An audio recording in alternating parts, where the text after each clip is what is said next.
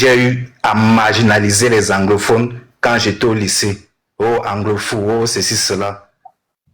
Acceptons, reconnaissons qu'on s'est mal comporté avec eux. Acceptons-le. Soyons vrais avec nous-mêmes. On s'est très mal comporté avec nos frères anglophones.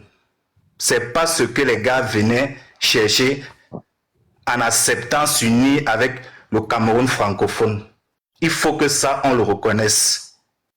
Et ils sont tout à fait, dont leur revendication est tout à fait légitime.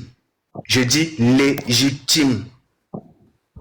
Moi, je ne sais pas ce que le professeur Maurice Kamto a prévu, je répète encore. Peut-être il a des très bonnes solutions qui pourront faire en sorte que oui, on oublie cette histoire d'Ambazonie, mais franchement, avec l'indifférence du peuple francophone, je doute fort que le pardon sera aussi facile. Je doute fort. Merci. D'accord. Je peux prendre la parole, s'il vous plaît? Je peux prendre la parole, non? Takam, attendez, après c'est vous, Takam. Takam, c'est moi, non? Oui, après, en ce qui concerne le professeur Maurice Kamto est pour l'unité du Cameroun. En ce qui concerne la sécession, ce n'est pas l'ordre du jour. Et si jamais il y a sécession et persistance de la sécession, il fera comme Biya, il va finir par les combattre. Mais par contre, il a la main tendue. Le premier acte politique, si vous lisez le programme du professeur Maurice Kamto, c'est d'aller en région anglophone, demander aux sécessionnistes de déposer les armes et ouvrir un dialogue franc. Et le dialogue franc passe par la réforme de la forme de l'État. S'il faut retourner au fédéralisme, il n'hésitera pas à retourner, peut-être pas à 2 États, peut-être à 3, 4, 5 États. Donc voilà la position du professeur Maurice Kamto.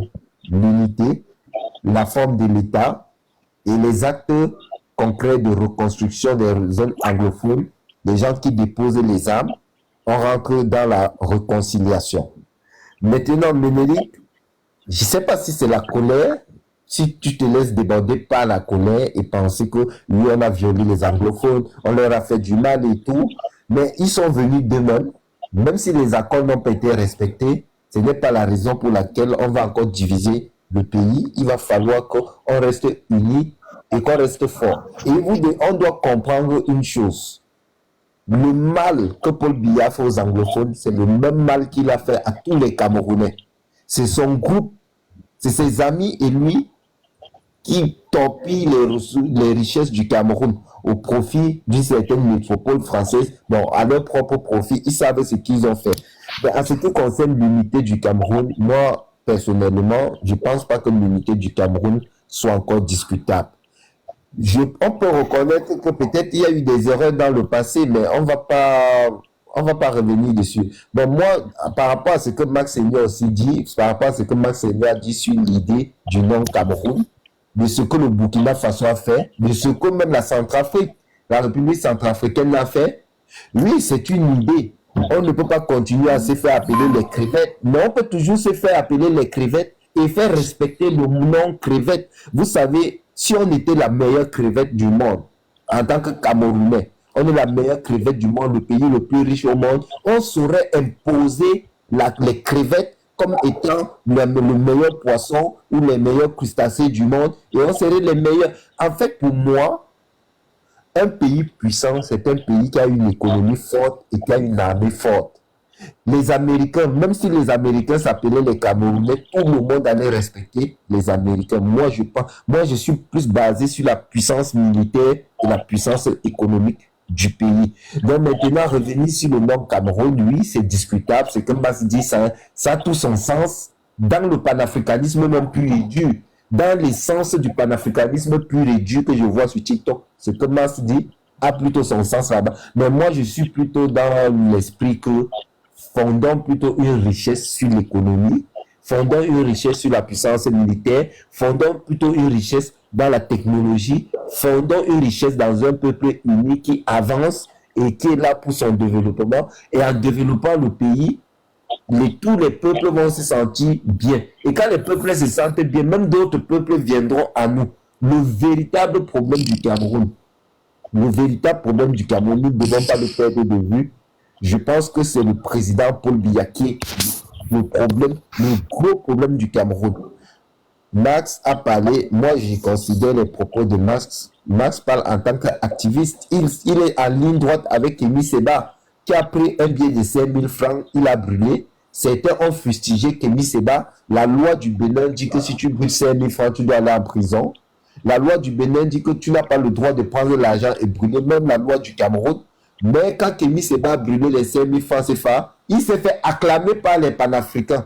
Donc Max aussi, en ligne droite, en posant son acte, il s'est fait acclamer par un groupe, il s'est fait détester par un autre groupe. Ça reste un acte d'activiste politique qui revendique quelque chose et qui aimerait se faire entendre, mais qui est puni par la loi du Cameroun, je répète, de 6 mois à 2 ans d'emprisonnement. Donc même quand on veut faire un jugement, on reste au moins dans le cadre légal. On ne va pas quand même aller dire que non, il va falloir l'éliminer jusqu'à sa 5e génération. Parce que vous n'êtes pas là. Vous-même qui le dites, vous allez à l'encontre de la constitution du Cameroun, à l'encontre des lois, à l'encontre même de l'humanisme. Donc il faut comprendre aussi le problème de fond. Qu'est-ce que l'activiste, déjà même les activistes violent les lois parce qu'ils considèrent que la loi est injuste et il va falloir la violer. Si un Camerounais s'élève aujourd'hui, il dit que, bon, lui ne croit plus à l'ECAM.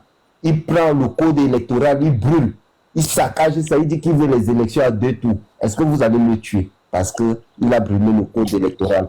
Donc, il va falloir aussi qu'on réfléchisse et qu'on soit même mesuré dans nos propos. Donc, Max a sa façon de penser.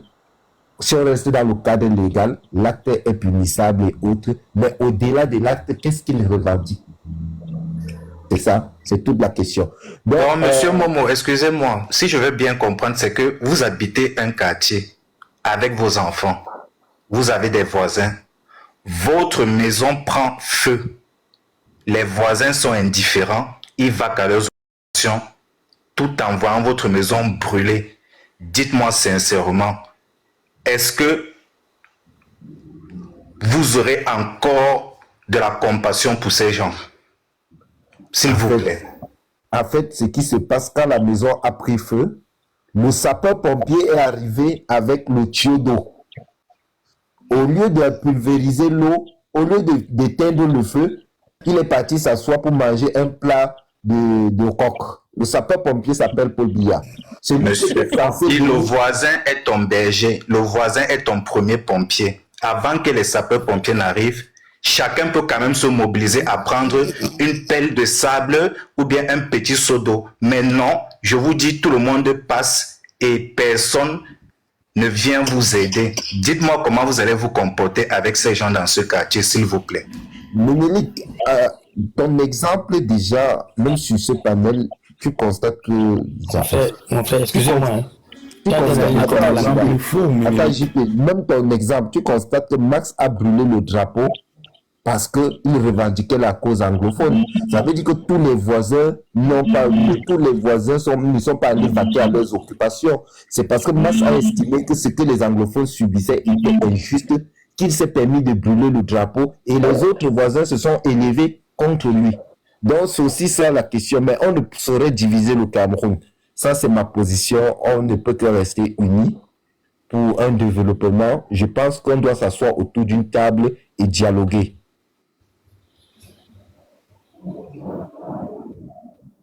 Je peux pas aller. Si Ménélique a fini, je crois que c'est à moi. C'est bon, j'ai fini, merci. Bon, c'est à moi, je voulais répondre à Ménélique aussi en même temps. Ménélique, sur ce panel, on parle du MRC. On parle du MRC. Tu connais l'une des choses sur lesquelles on accuse le MRC le plus, c'est de n'être pas allé aux élections législatives et municipales de 2020. Tu sais pourquoi il n'est pas allé aux élections? Non, monsieur. Non, il n'est pas allé parce qu'il voulait que la guerre cesse dans le Nozo. Donc tu ne peux pas dire que les voisins sont restés indifférents. On parle d'un parti ici qui n'a pas d'élu aujourd'hui parce qu'il s'est sacrifié pour la cause anglophone. Est-ce qu'on se comprend? Exactement. Parce que vous dites que les francophones ne font rien. Mon petit frère Bernard Takami est en prison. Sur sa pancarte, il était écrit non à la guerre au Nozo. Il est en prison jusqu'à présent, là. Il a pris 7 ans de prison. Il est francophone. Tu penses toujours que les francophones sont indifférents? Je crois que vous confondez le régime avec les francophones.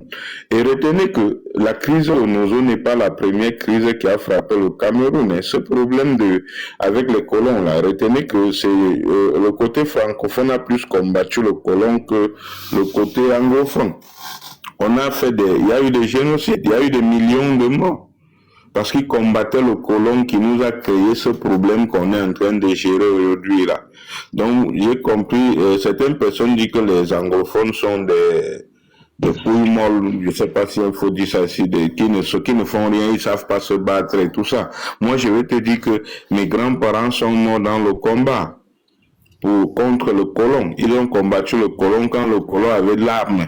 De même jusqu'aux armes chimiques, le colon en avait, mais ils ont combattu des années 50 jusqu'aux années 70. Ils ont combattu. C'est en 71 qu'on a fusillé les derniers leaders. Wabo, le courant, NS Wanji et beaucoup d'autres. C'est en 71 qu'on les a fusillés. Donc, c'est pour te dire que les anglophones savent combattre aussi et que les anglophones n'ont pas abandonné. Les francophones savent combattre, les francophones savent porter les causes et les francophones ne vous ont pas abandonné. J'ai dit mon petit frère, vous pouvez regarder sur la liste des prisonniers politiques, vous allez voir Bernard Takam, c'est mon petit frère. Il est en prison parce que il a revendiqué la fin de la guerre au Nozo. Donc, arrête de penser que les francophones ne font rien, que la maison du voisin brûle et le voisin ne dit rien, il fait rien. Maintenant, quant à ce que tu demandes que les anglophones rentrent, créer leur pays, je crois que ça n'entre pas dans la ligne du MSC. Le MSC pense plutôt que s'il prend le pouvoir, il va les appeler, dire qu'on est déjà unis. On avait été séparés par le colon, maintenant on est unis.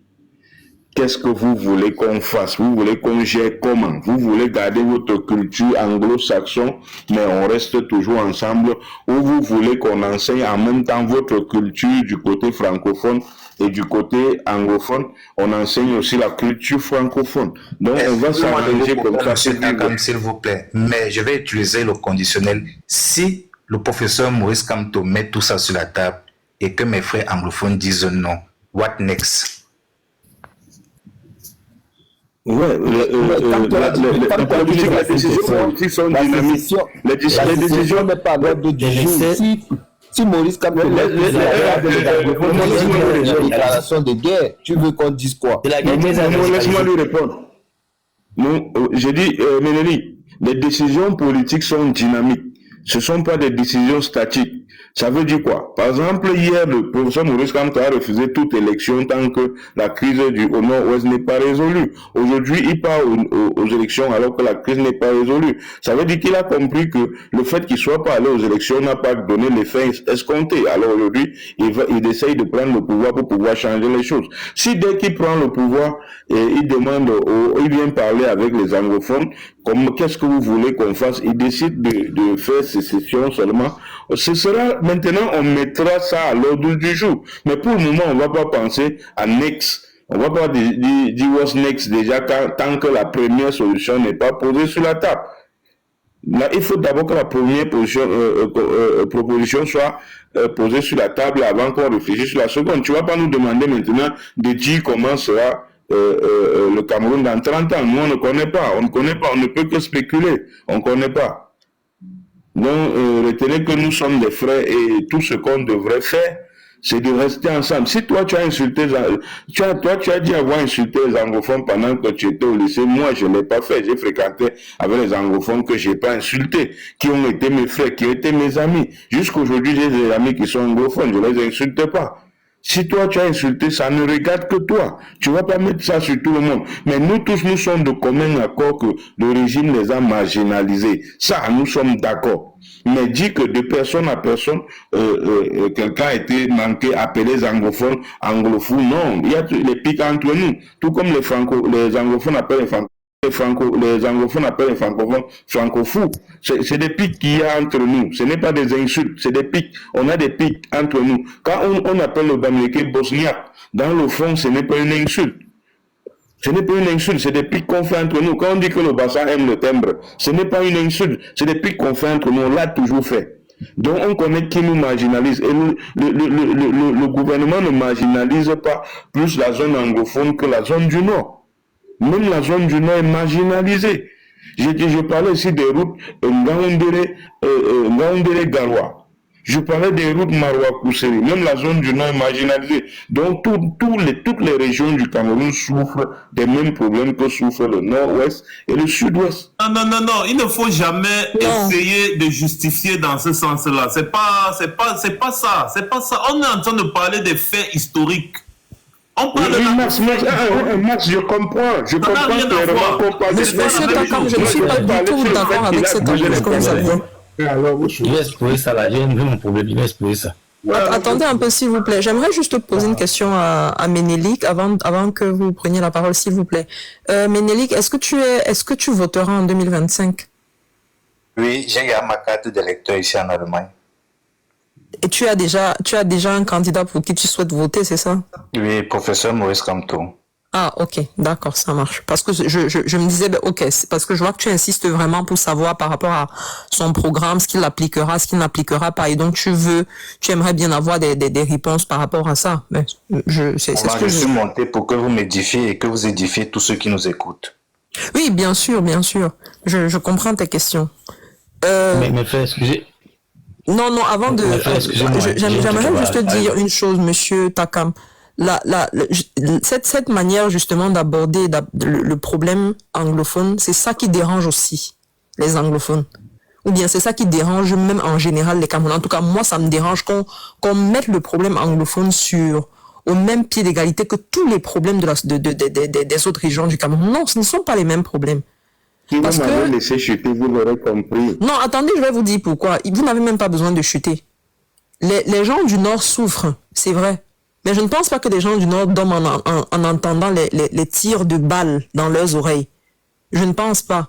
Les gens de l'Ouest, les gens du Sud, les gens du Centre, les gens on souffre certes, mais en plus de nos souffrances qui s'étendent sur tout le territoire camerounais, les gens du Nord-Ouest et du Sud-Ouest sont en train de vivre une atrocité qui ne dit pas son nom. Ce n'est pas la même chose. Ce n'est pas au Nord qu'on a brûlé les maisons des gens, non. Ce n'est pas au Sud qu'on tire sur des gens, non. Non. Il faut pas du tout comparer ces souffrances-là. On souffre peut-être des coupures d'électricité, on souffre peut-être du chômage de la même manière sur tout l'étendue du territoire camerounais, mais en plus de ces souffrances-là, le Nord-Ouest et le Sud-Ouest est en train de vivre quelque chose auquel on n'aurait jamais dû assister. Voilà. Voilà, Winnie, je disais qu'on ne m'avait pas laissé chuter parce que je lui parlais du problème global. Maintenant, il y a eu les anglophones qui ont eu le courage de se lever pour dire stop à cet état de choses. Ils ont eu ce courage-là de se lever. Mais ils se sont levés à un moment où on a un peuple qui a subi beaucoup. Le côté francophone, c'est les gars on a trop subi la répression. Mais malgré cela, on s'est levé quand même. Mais on a subi la répression. Comme toi, tu dis qu'on a subi la répression. C'est quelle répression? Il faut parler, quand on dit répression, il veut parler de ça. Voilà. Nous sommes un peuple qui avons subi la répression violente. Voilà. On a subi la répression. Est-ce que toi, tu as subi? Est-ce que notre génération a subi la répression? Non. La question c'est, est-ce que la répression qu'on a subie... Non, attendez. La répression qu'on a subie à l'époque coloniale a été infligée aux Camerounais par les colons. Ce qui est en train de se passer au Cameroun, c'est quelque chose que les Camerounais font à d'autres Camerounais. Ce n'est pas du tout la même chose. Mais ça vient des colons. Non, ce n'est pas les colons qui gouvernent le Cameroun. Il faut donner des responsabilités à ceux qui sont responsables. Je pense que Massignon a bien expliqué les choses, il a bien expliqué la situation, et il ne faut pas du tout comparer les mêmes choses en disant on a fait ceci en 1950, on a fait ceci en 1960. Non, ce n'est pas la même chose. C'est ça tout bien, c'est qu'il a. Comment vous connaissez les origines du problème, non? Maintenant, je vous dis que les francophones sont un peu amorphes parce qu'ils sont... Le côté francophone, il y a plus de répression sur le côté francophone. C'est pour ça que les gars ne se lèvent pas en même temps comme au nord-ouest et au sud-ouest. Si on le fait en même temps... Moi, j'ai mon point personnel. Moi, j'approuve ça. Attendez un peu. Takam, la répression que subissent les anglophones aujourd'hui, c'est Paul Biya qui leur fait subir cette répression. Il faut que les choses soient claires. Un blanc ne sait pas lever là-bas pour venir chicoter les anglophones, les tuer, violer les lois et tout. Paul Biya a violé pour faire plaisir aux blancs et se maintenir au pouvoir. Donc ce que subissent les anglophones... Même en 2008, c'était toujours Paul Biya. En 2008, en 92, c'était Paul Biya. En 2008, c'était toujours lui. C'est le blanc qui est venu avec ça. C'est Paul Biya. Je n'ai pas parlé du bois. Il n'a pas déclaré la guerre à ce peuple. Donc il assume, que Paul Biya assume ce qu'il a fait. Quand il est en 84, quand il a signé pour retourner à la République du Cameroun, il était conseillé par les Blancs. Nous, le peuple, nous ne l'avons pas envoyé. Donc, s'il a violé la loi, la constitution, et s'il a pillé le peuple anglophone pour donner aux Blancs, nous, les Camerounais, ça nous regarde en rien. Qu'il aille rendre compte aux anglophones seuls. Nous, on va le prendre et le livrer aux anglophones. On va continuer notre amour avec nos frères et sœurs anglophones. Que Paul Biya assume. Nous, on n'était pas avec lui. C'est lui qui a fabriqué tout. C'est Paul Biya qui a créé l'Amazonie politique et l'Amazonie militaire qui sont là. C'est Paul Biya qui est parti frapper les anglophones, les rouler dans la boue. C'est Paul Biya qui a envoyé son armée les torturer. C'est Paul Biya qui est parti les tuer là-bas à Gabou. 22 personnes pour dire que c'est tel. Donc il assume, que Paul Biya assume ce qu'il a fabriqué, la bombe qu'il a laissée au Cameroun. Qu'on ne vienne pas nous dire que oui, c'est la France, c'est l'Allemagne, l'Italie. Paul Biya était en concubinage avec eux. Que Paul Biya prenne son mari, la France, ou son père, la France, qu'ils aillent assumer ça. D'abord même, nous, c'est Paul Biya qu'on connaît. Donc nous, on s'attaque à lui. À lui d'aller s'attaquer à la France. Donc, nous, on n'a pas... On s'en fout. Moi, j'attaque au PCR. France, si ce qui s'est passé en 2008 dans nos villes francophones, c'était passé au côté anglophone, cette guerre aurait commencé à ce moment-là. Si les émeutes de février 2008 c'était passé en zone anglophone, c'est à ce moment-là que cette guerre aurait commencé. Donc moi je dis que le peuple ça c'est une analyse personnelle. Moi j'ai quelque chose à dire, je vais laisser quelque chose à dire. Moi mon problème particulier ce n'est pas trop les trucs anglophones là. C'est un problème qu'on a débat chaque jour. Et on sait que c'est et les anglophones ont raison. Mais moi mon problème c'est le PCR. Bon c'est le PCR. C'est un parti politique qu'on doit éradiquer dans le Cameroun. On doit suspendre même ça. Même le président les mettre en prison parce que j'ai eu à faire un deal avec le maire de Douala 5e. Et puis je suis voulu donner son nom. Je n'ai pas pu donner son nom. Il m'a abusé de moi. Et c'est pas ces gens qui doivent venir diriger le Cameroun. Ils ne sont pas habiles, ils n'ont pas les capacités de diriger le pays. C'est des bandits. Le PCR, c'est des bandits, je dis ça, c'est des bandits. Si quelqu'un veut pouvoir compter, qui me dit, moi, j'ai les preuves parce que je suis une victime du PCR. Je fais la campagne du PCR. Je ne veux plus qu'on parle de ce parti politique, même n'importe où. Et je ne veux même pas qu'on vote parti. Parce que quand le gars fait sa campagne au moment là, je ne connaissais pas Kamto. Comme ça, moi, Kamto. J'ai participé, j'avais donné 50 € à l'époque. Attends, tu dis que tu as donné 50 €. Attends, on n'a pas bien compris. Tu as donné 50 € PCR. Je dis, attends, je dis bien au départ, au préalable, n'est-ce pas? Quand Kabali fait sa campagne, je ne connais pas Kamto. Ça n'intéresse pas Kamto. Je lui ai envoyé 50 € pour le motiver. Mais un jeune garçon, il est ambitieux, hein, il est courageux, il a l'audace. J'ai quand même motivé. Bon, après ça, après quelques années plus tard, après les élections et tout ça, tout ce qui s'est passé, il y a eu des patrouillages d'élections et tout ça, tout ce qui s'est passé là. J'ai eu à acheter des terrains à un maire de Douala à 5e. Il a voulu abuser de moi. Je l'ai même reçu chez moi ici. Ici en Europe, il l'a reçu chez moi. Il a abusé de moi. Il dit que mais c'est vous qui voulez jouer le Cameroun. Tu as acheté les terrains combien? Mais c'est le prix qui importe. C'est pas le prix qui importe, c'est la mentalité. Non, on veut comprendre. On veut que le problème soit clair, mon frère. J'ai acheté les terrains chez le maire. Il est venu prendre ici en Europe. Maintenant, dès qu'il était question qu'il doit signer. Attends un peu. Les terrains, c'était les terrains du maire ou les terrains de la maire? C'est pour le maire. Ça n'a pas rapport à la politique. Ah non, tu as acheté des terrains privés du maire alors? Oui, c'est pour lui. Il est venu prendre l'argent si c'est pas en Europe. Oui. Maintenant, je descends au pays. Il m'a fait le chantage. Il me dit que mets l'argent, mets moi le carburant, je vais envoyer, je vais délivrer mon chauffeur, je vais délivrer mon chauffeur, on va aller à Kribi, je vais aller signer le désistement.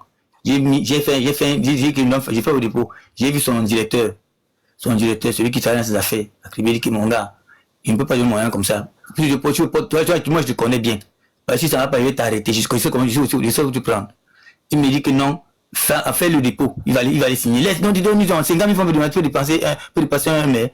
Fais le dépôt, il dit que ok, je vais faire le dépôt. Il n'a pas signé, il m'a fait le chantage. J'ai dit que je vais le tuer. Il dit que moi je vais te tuer, moi. Je vais te tuer, rentre. Avant que j'ai fait le boucan là, j'ai même pris son ami qui est son collaborateur qui est au Tadas, qu'on appelle Elimbe. Je lui ai dit que mon ami, dis à ton ami que moi je vais vous abattre si vous ne signez pas les affaires. C'est comme ça qu'il y a eu le mouvement. J'ai envoyé le colonel, j'ai envoyé les amis colonel, j'ai envoyé tout le monde derrière lui. Donc il a vu toute une nationale de personnes qui l'a signé. Et alors moi j'ai dit alors que si et qu'il traitait les gens de la sorte, je ne suis pas d'accord. Le PCR, on doit les éradiquer. Moi, je dois les éradiquer. Si moi, je t'entends payer ça à côté de moi, j'ai même dit qu'il fait une campagne. Si on voit quelqu'un qui veut voter les bêtises là, les bêtises du PCR là, je ne veux pas entendre parler ça. Parce que c'est des bandits. Parce qu'un maire ne peut pas se comporter. J'ai aspiré à diriger les hommes. Tu dois te comporter, tu dois être un exemple. Tu ne dois pas faire des trucs comme ça. Moi, je suis une victime. Il a fait ça à combien de personnes? Mais attendez un peu, JPK. Mais c'est quoi le nom du maire? Le nom du maire. Attends. Il s'appelle Tchomola Rostan. Pas son nom. J'envoie monsieur son passeport sur moi, j'ai tout. J'ai tous ces documents sur moi. Bah, c'est lui qui a fait le deal.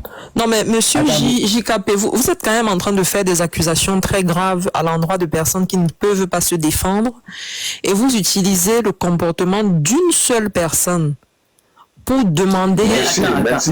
Attendez un peu. Attention. Hein. Non, attendez, monsieur, vous allez continuer de parler. Vous êtes quand même en train d'utiliser un problème personnel que vous avez géré avec quelqu'un sans que ce soit le parti politique qui le fasse. Vous êtes en train d'utiliser votre déception pour demander et vous utilisez un mot qui est très fort, éradiquer. C'est pas normal. Ce n'est pas le comportement. Non, attendez, je vais vous dire. Vous pouvez être contre ce que la personne a fait parce que cette personne a le business, parce que moi j'appelle ça, c'est un business que vous avez géré avec quelqu'un. Cette personne ne l'a pas fait au nom de son parti politique. Elle a fait en tant que personne à part entière et vous avez décidé de gérer ça avec cette personne. Qu'est-ce que vous en savez? Non, attendez. Vous avez parlé d'une histoire de terrain. Je ne sais pas si le PCRN vend les terrains au Cameroun. Est-ce que le PCRN vend les terrains au Cameroun? Quand vous êtes appelé à diriger les hommes.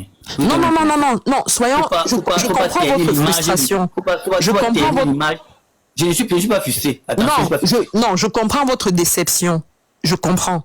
Mais je dis que, de la même manière que vous êtes déçu, vous devez faire également attention à prendre les actions d'une personne à part entière pour l'étendre sur un parti politique tout entier qui est quand même sur l'étendue du territoire national. Faites attention.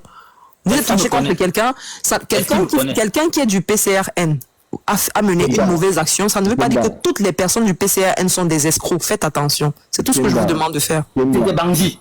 Non, Momo, tu peux pas laisser comme dire des choses comme ça sur ton panel. Moi, c'est un syllogisme. C'est pas normal. Il faut aller dire ça sur le panel des PCRN. Il ne faut pas venir dire ça ici. Calmez-vous. Il s'agit d'une somme de combien? L'escroquerie était à hauteur de combien? Non, il a fini par signer parce qu'il a fallu trop de... Je parle de la mentalité. Si c'est que tu vas aspirer à diriger les hommes, hein, tu dois être un exemple. Tu es un gars du PCR. Tu es un maire. Un mec qui a même voté cette bêtise. Il y a eu combien de victimes? D'abord combien pour te faire le chantage? Il t'a d'abord pris combien? Mon frère, il a pris des millions pour le terrain, n'est-ce pas? Bon, il était question qu'il doit signer le PC pour que je lance les travaux, les travaux. Parce qu'il fallait ça. Pour que le CP sorte à mon nom. Parce que je comprends un peu. Je suis le notaire. Bon, l'erreur que j'ai commis, c'est qu'il fallait que je fasse les papiers chez le notaire pour qu'il vienne signer chez le notaire avant que le notaire lui verse l'argent. Mais comme il était distant, je suis très distant, je suis loin, je ne suis pas au Cameroun. Donc, il était venu jusqu'ici là. Il est bien reçu chez moi, il a fait les commentaires il y a 5 collègues qui vont aussi venir, il va aussi venir passer les vacances chez moi. Et tu lui as donné, le cas tu l'as reçu, tu lui as donné un tacos. Si tu ne lui as pas donné le taco, c'est pour ça que le gars te fait... Non, il est bien reçu. Il a fait la publicité, mon ami. Il est bien reçu. Bon, ok. Bon, il a vu. Parce qu'au départ, quand je suis au terrain, j'étais pas devant. Non, JPK, c'est un problème de l'ordre privé entre un monsieur et il n'est pas privé, il m'a même parlé aussi, il a parlé de parti politique, il m'a parlé que il faut essayer de voir tes gars. Tu ne vois rien. Le PCR là, j'ai la rage. Il a envoyé 50 euros, non. J'ai la rage. Les 50 euros qu'il a donné là, c'était bon comme ça là. Je veux plus entendre parler de ce parti politique là. Partout je passe, je veux faire l'anti. Il a dit ça. Quand je vais pas signer mes papiers là, je vais faire l'anti-campagne. Je vais tenir votre image là partout où je passe. Je veux tant parler du PCR. C'est pour ça que vous n'êtes pas crédible, JPK. Désolé. Devant toi, non, parce que ça se voit. Vous venez vous-même de dire que à cause d'un problème personnel que vous avez eu avec quelqu'un du PCRN, vous avez décidé de ternir l'image partout où vous passez. Ce n'est pas normal. C'est normal. Non. Je ne suis pas du PCRN. Il doit me demander pardon. Non. Je ne suis pas du PCRN. Et même si vous voulez qu'il vous demande pardon, attends un peu, Momo, s'il te plaît. Même si vous voulez qu'il vous demande pardon et même si vous voulez ternir l'image, moi je ne tolérerai moi je ne tolérerai pas que sur un panel où nous sommes en train de parler de choses sérieuses et où on veut construire, bâtir l'unité nationale, l'union nationale. Non, vous n'allez même pas utiliser le mot. Vous n'allez même pas utiliser le mot éradiquer. Vous avez éradiqué le PCR. Non. Vous avez eu votre problème. Il y a des gars problème. du PCRN qui viennent poser ce genre de problème ici pour prendre vos réactions et aller là-bas publier. Donc c'est bien de le remonter comme ça. Non, vous n'allez pas utiliser vos frustrations personnelles à l'égard d'un membre du PCRN. Je suis déçu par les autorités. Les gens qui se font, qui veulent se passer, qui veulent dire. Non, vous êtes déçu par une personne et vous ne pouvez pas étendre ça sur l'ensemble d'un parti politique. Ça ne se fait pas. Et si vous avez fait le choix personnel c'est vous-même qui avez dit de dénigrer le parti politique à cause de votre problème personnel que vous avez. Vous n'êtes pas crédible. Vous n'êtes pas du tout crédible. C'est un problème personnel que vous devez gérer. Il y a des instances qui s'occupent de ça. Ce que vous dites ici, là, vous êtes en train d'accuser des gens qui ne peuvent pas se défendre. Ce n'est pas normal. Kemda, fais-le descendre, s'il te plaît. Il est là pour nous distraire. Fais-le descendre. Bon, JPK, tu vas aller régler ça avec monsieur le maire. Si monsieur le maire et toi, vous étiez dans vos officines. J'ai vu passer le bricot Sardina là. Bon, Mac Lister, prends la parole. Mon tu as fait fort avec ta modo là, aujourd'hui, frère. Comme tu sais que je suis pas quelqu'un de volubile, je m'en dis pas la parole. Mais il faut savoir que voilà, reparler 2-3 fois sur nos coups, c'est pas forcément impacté. Le plus important, c'est qu'on capte l'essentiel du message tout en étant très efficace, précis et concis. Ça permet aussi d'afficher une marque de respect vis-à-vis des autres. Il y a des filles qui sont descendues, d'autres personnes qui sont descendues pour des raisons qui leur appartiennent, bien évidemment. Bon, je vais venir directement au sujet 1. Moi, j'ai toujours pour habitude de dire que si pour une fois, en tant que peuple camerounais, on ne s'est jamais reconnu et que chacun a toujours pensé une place, comme on dit trivialement, au quartier, c'est simple. Quand on voit la configuration actuelle de la situation, et on a bien fait de rentrer vraiment dans les éléments contemporains. Pouvoir d'achat nul, état des routes nul, santé médiocre, éducation médiocre, sécurité balbutiante, chômage galopant, etc. On voit clairement en fait que les Camerounais, dans toute leur diversité socio-culturelle et ethnique, n'ont pas intérêt, mais je dis bien n'ont pas intérêt à maintenir le régime en place. C'est aussi simple que ça quand on regarde les choses de manière lucide et factuelle. Nous qui sommes en diaspora, nous qui avons les nationalités de pays d'accueil, on sait à quel point on souffrent de cette discrimination aujourd'hui en matière de nationalité, s'agissant des femmes qui épousent d'autres personnes qui ont la nationalité étrangère, mais qui, justement, par le biais de la loi sur la nationalité, conservent quand même leur nationalité camerounaise. Le principe étant l'exclusion de la double nationalité. Qu'est-ce qui justifie, on l'a compris historiquement, que c'était pour museler un peu les opposants qui étaient partis à l'étranger à l'époque. Qu'est-ce qui justifie après autant d'années le maintien de ce verrou-là, de cette exclusion-là, sachant que pour des États africains qui se sont emparés de la question et ont réglé le problème par l'ouverture, on a vu le développement que la diaspora a pu apporter en termes de contribution à l'effort de déploiement économique. On voit à quel point les diasporas comme celle du Sénégal, du Mali, font de belles réalisations. La Côte d'Ivoire font de belles réalisations pour le pays, contribuent. Donc ils vont nous dire qu'ils ont des représentants politiques pour la diaspora avec des assises institutionnelles qui n'impactent pas, qui ne mènent nulle part, parce qu'au bout du compte, on ne fera que des doléances qui ne vont même jamais arriver sur la table du Parlement là-bas pour mener à une action législative concrète. Voilà un besoin qui est manifeste. L'entrepreneuriat au Cameroun, pour les gens qui viennent investir, la diaspora qui viennent investir au Cameroun, c'est le chemin, la croix et la bannière. La sécurisation des investissements. Avant de mettre le pied, les pratiques administratives vous font comprendre que ici, là, c'est la jungle. Ici, là, c'est la règle du « et ma part dedans, c'est quoi ?» Donc, voici autant de choses.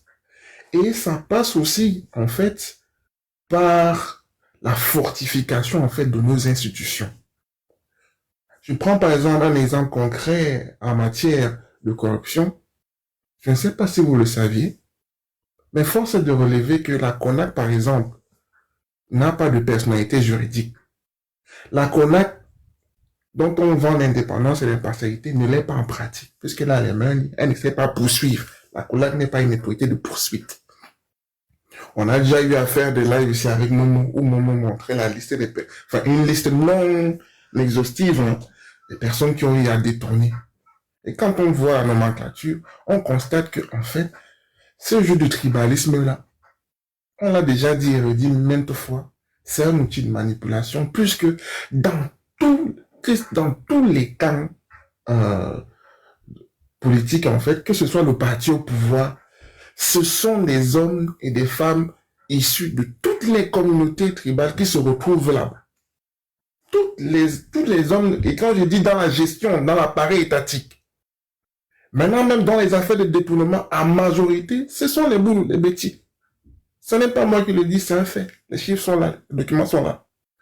Mais c'est pour dire en fait que, de manière générale, que ce soit du côté des partis de l'opposition ou que ce soit du parti au pouvoir, tous les partis en fait reflètent une certaine diversité socio-culturelle. Ça, c'est indéniable. Et donc, le fait de venir nous vendre ici, maintenant, diversité par quel moyen? Ça, c'est autre chose. Parce que si pour certains, on attire, on appâte par le monnayage, par la corruption, pour d'autres partis sérieux, notamment le MRC, on convainc. Les gens viennent par curiosité et ils restent par conviction, d'après ce que moi je vois. C'est mon avis à moi. Et donc ici, quand on vient souvent nous dire que le MRC est un parti tribaliste, moi ça me fait toujours rire. Parce que si vous servez cet argument-là aux gens, l'UDC est quel parti? Le parti de Gangama Amanadi, FNCNC. En réalité, il faut comprendre que le soutien commence d'abord à la maison. Notre réalité socio-politique camerounaise le commande. Le soutien commence d'abord à la maison. Donc, si les Bamileke n'avaient pas porté Kamto au départ, pour faire dire non, voilà un fils du Cameroun ici, soutenons-le ensemble, ce n'était pas une autre tribu qui allait le faire. Aucune autre tribu allait le faire. Le PCRN que Kabal gère aujourd'hui, bien que ce parti est en fait une base nordiste. Si les Barça derrière ne venaient pas un peu le porter, il ne serait pas là où il est. Donc, à un moment donné... Mais McAllister, s'il te plaît, tu sais, moi, j'ai pas souvent l'habitude de t'interrompre, mais tu peux pas dire tout simplement que c'est Cabral Libye, c'est les Barça qui ont porté le projet de Cabral Libye, parce que moi, j'étais à Yaoundé, lorsque Cabral Libye portait tous les jeunes, même mon petit frère, mes deux petits frères, ils avaient voté pour Cabral Libye. Ils n'avaient pas voté, ils avaient voté pour Cabral Libye parce qu'il avait surfé sur un mouvement. Macron venait d'être élu en France et Macron était âgé de, je crois, c'était quel âge, Max Seigneur? Je crois que c'était 37 ans. Macron était tellement jeune, il n'avait pas de parti politique, il avait créé la République en marche. C'était en vogue au Cameroun. Cabral Libye a surfé sur l'élection de Macron en se présentant comme étant le jeune, et les Camerounais, au lieu de voter le programme, ont vu la jeunesse en Cabral Libye et la mouvance qui était en France, ils sont tombés directement derrière Cabral Libye. Dans la base, c'était pas un mouvement de Bassa et autres. Bon, c'est vrai que peut-être le bastion électoral peut être... Parce que si nous commençons à dire que c'était un parti Bassa, ça veut dire que nous aussi, on va jouer le jeu du régime dans tous les partis politiques. Et moi, je vais dire aussi aux Bamileke qui sont dans le MNC, soyez fiers d'appartenir au MNC, parce que vous avez trouvé la bonne porte. À part le MNC, vous deviez être où? Les Bassa qui sont du MNC, soyez fiers d'être du MNC. J'ai dit, il faut qu'on finance la vidéo là. Moi, je vous dis, on doit financer ensemble cette vidéo, où quelqu'un soit avec sa carte d'électeur, il dit, je suis Bamileke, je suis du MSC. Vous allez me fustiger parce que je suis pas le MSC. Le Bassa sort, il dit ça pas. Le Boulou dit ça pas. Tout le monde dit ça pas. Parce que en réalité, je vais te dire quelque chose, McAllister. Je me rappelle d'une élection, c'était l'élection régionale, sénatoriale. Je pense que c'était les sénatoriales. Où le RDPC est venu dans le monde, en complicité avec le roi des Bamoun. Parce que le roi des Bamoun, c'est un sardina. C'est mon roi, hein? Mais c'est un gros sardina. Excusez-moi de l'expression, c'est vrai que les Bamoun vont entendre, ils vont tomber sur moi, mais c'est pas grave. Le roi des Bamoun est entré en concubinage avec le RDPC, faisant passer l'UDC pour un parti à connotation ou à coloration tribale, en disant que bon, il faut barrer la route au RDPC en votant pour le SDF, pour que le SDF ait les sénateurs. Pour que le SDF a joué le jeu en acceptant que l'UDC est un parti à coloration tribale. Oubliant que le jeu que le SDF était en train de jouer là, ils oubliaient qu'on allait les barricader les routes dans le sud quand ils allaient partir battre campagne chez Paul Biya. Donc vous voyez, Paul Biya a cette façon de faire la politique comme Macron. Il s'allie à aujourd'hui et demain, il retire son ralliement et Paul Biya a fait de diviser tous les partis. Parce que ce que tu es en train de dire, le parti du Nord là, tu le taxes des partis nordistes, tu taxes l'autre parti des partis Bassa et tu dis que c'est les Bamileke qui ont porté ici. Non, ce discours, c'est un narratif du RDPC. Il faut faire très attention à ce narratif que ces gars utilisent. Non, c'est pas compris. Franchement, il faut dire les choses. Et quand je dis ça, c'est pas... D'accord.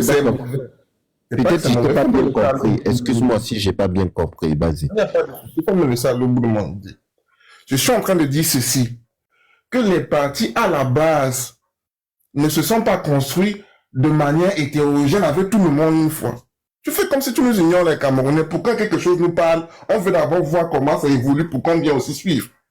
C'est ce que je suis en train de te dire. Et je ne dis pas que c'est mauvais. Je ne dis pas que c'est mauvais. Je dis juste que c'est un constat sociologiquement opéré. Maintenant, quand je te parle de Cabral par rapport au Bassa, je ne dis pas que ça s'est élargi simplement pour Cabral. Comment ça s'est passé? Moi, j'étais curieux, dis-moi sur Bassa et Ambassa. Bassa du côté de ma mère, Edea. Donc, Edea, Ezeka, je sais comment ces villes-là fonctionnent. Pour Cabral, qui est une personne que j'admire, parce que Cabral, j'ai fait soir, quand Cabral était chargé de TD à soir. Je sais que c'est quelqu'un qui est dans une approche où il veut contribuer à améliorer l'évolution du pays. Et donc, ce n'est pas dans le sens où je tribalise la chose ou communautarise. Ce que je te dis, c'est que c'est un constat. Il y a toujours ce besoin d'avoir cette bénédiction-là, hein, des anciens d'une certaine communauté, prendre les forces et puis avancer. C'est dans ce sens-là que je te dis que, au niveau du PCRN, le PCRN qui à la base a été porté par les nordistes, si je parle des nordistes, c'est des Mundang, des Matakam, des Gisga. C'est pas des Wadjo, le PCRN. Les Kona, ce n'est pas un Foufoulbé. Moi, j'ai fait le nom, je sais de quoi je te parle à ce niveau. Donc, ce n'est pas une mauvaise chose. Maintenant, ce qui est bien, et ce sont les idées, c'est le programme qui entraîne donc la diversité. Donc, c'est le programme qui doit attirer les Camerounais dans leur immense diversité, afin de faire comprendre que non, ce n'est pas une coloration tribale qui nous parle, mais c'est le programme, c'est les idées. Et ça, c'est ça qui doit être clair. Et c'est ce jeu-là, justement, que ce jeu à partir duquel le RDPC veut souvent prendre certains partis pour les taxer de tribalistes. Non. Et donc, moi, je viens donc dans ma démarche en expliquant que si à la base, historiquement, Kamto a été porté pour ne pas cibler une communauté particulière par la maison, c'était normal parce que personne d'autre n'allait le faire. Et maintenant, Kamto n'est pas seulement un enfant à la maison, mais il est un monument du Cameroun, parce qu'il appartient à tous les Camerounais. Et donc, tu fais bien de dire que oui, Bassa, Betty, Boulou, qui se reconnaissent dans le MRC doivent être fiers, non pas seulement d'appartenir au MRC, mais de soutenir le MRC. Et ça, c'est une très bonne chose, parce que là, effectivement, le but, c'est que ça parle à tous les Camerounais. Et ça commence ça prend de l'ampleur. C'est en fait ça l'essentiel de mon propos. Pour ne pas qu'on fonce dans ces amalgames-là. Je vais donc, ceci étant éclairé, continuer sur un autre point. Le cas Longuet, la torture. On a vu comment ils ont essayé de tourner en disant que le pays est quand même incroyable. On ne s'arrête pas aux faits, on ne s'arrête pas à l'infraction, mais on trouve toujours un moyen de pouvoir trouver des situations détournées au mobile et donc à l'infraction en disant que Longuet, c'est quelqu'un qui mangeait à tous les râteliers. Quelqu'un qui mangeait à tous les râteliers. Moi, je ne comprends pas. Parce qu'à un moment donné, si on ne peut plus condamner une infraction pénale en vertu de la légalité criminelle, en vertu des textes en vigueur, et ça, Kano a bien fait de le dire, c'est un gros problème dans notre pays, c'est le non-respect des textes en vigueur. On n'a pas forcément tous les textes légaux qui sont pourris, non. On a certains textes qui sont bons, d'autres qui sont moins bons parce qu'ils sont inapplicables, qui ne sont plus connectés à la réalité et aux besoins socio-culturels et économiques de notre pays. Mais dans l'ensemble, souvent, on a des bons textes.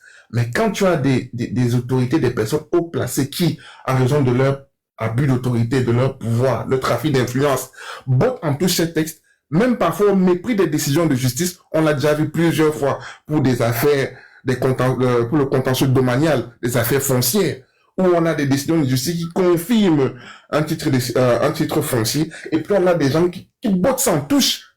C'est là où ça fait mal. C'est vraiment là où ça fait mal. Et là où moi je me dis que il y a un travail vraiment qui va être salutaire de la part de M. Kamto en tant que légaliste, c'est de redonner la force aux institutions. La force aux institutions, il faut pouvoir mettre de l'indépendance et de l'impartialité dans nos institutions.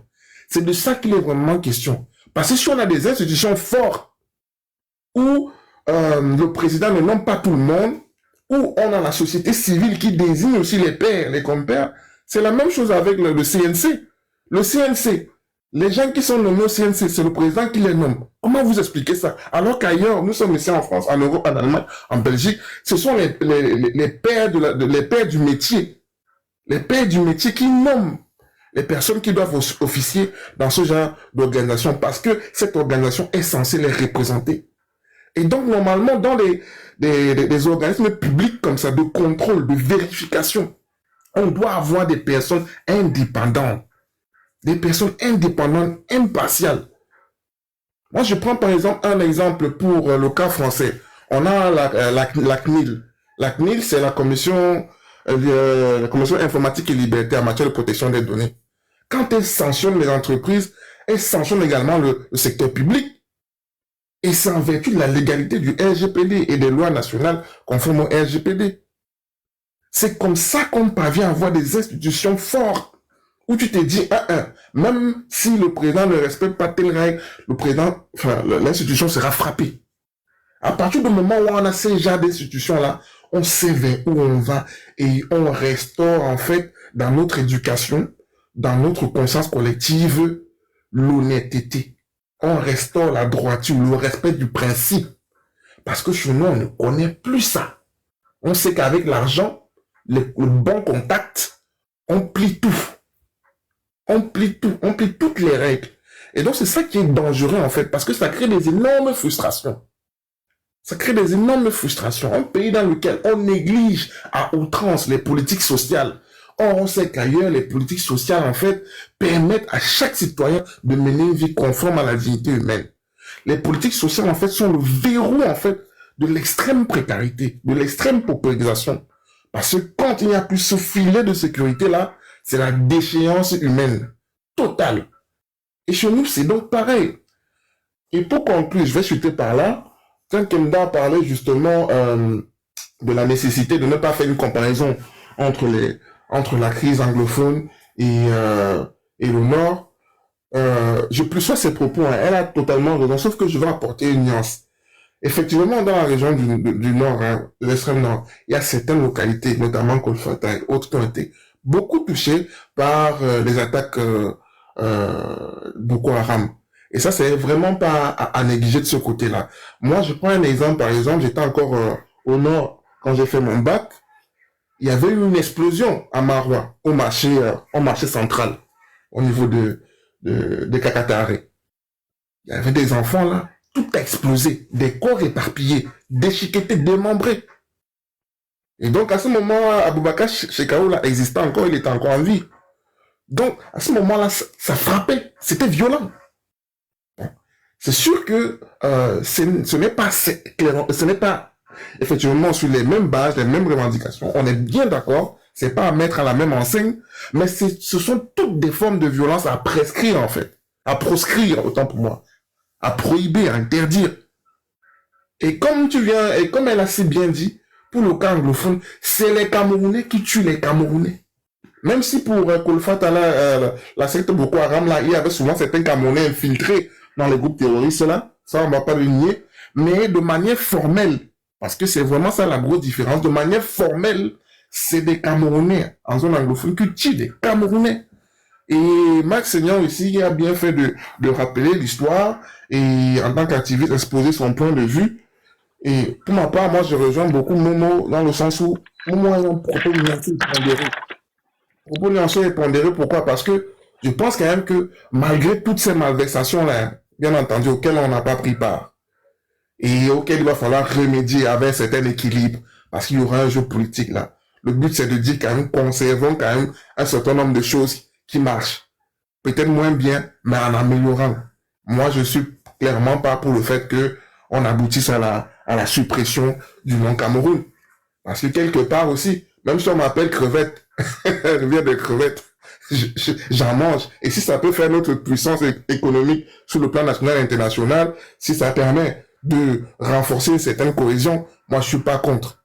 Je suis pas contre. Je pense quand même que il y a quand même un acquis à valoriser de ce côté-là. Et donc du coup, c'est sûr qu'il faut restaurer la dignité du peuple anglophone. Ça c'est indéniable.